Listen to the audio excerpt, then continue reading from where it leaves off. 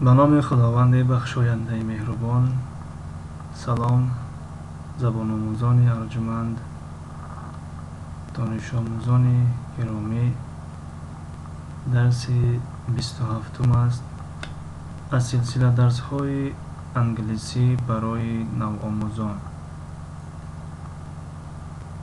و آخرین حرف الفبای زبان انگلیسی است که این حرف را در لهجه امریکایی زی میگویند و در لهجه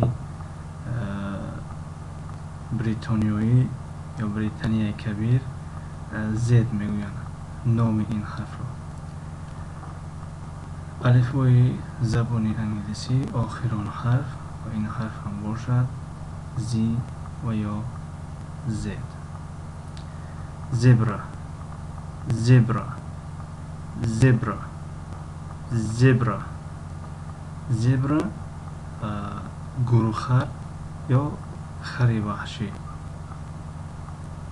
زیرو، زیرو، زیرو، زیرو، زیرو، صفر.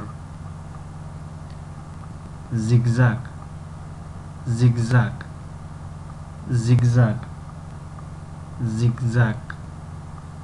زیگزاگ در بین تاجیکان زیگزاگ استفاده می شود.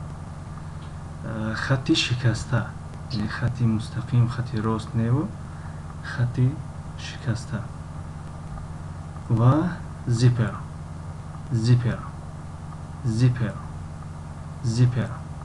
زیپر زنجیرک، زیپ دار یا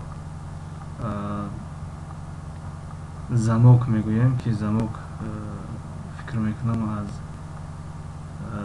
زبان روسی به زبان تاجیکی گذشته است، لیکن ترجمه تاجیکی این کلمه یا که این چیز زنجیرک یا زیپ دار می شود. خب این بود درس 27. تا درس های نوبتی. خدا نگهدار.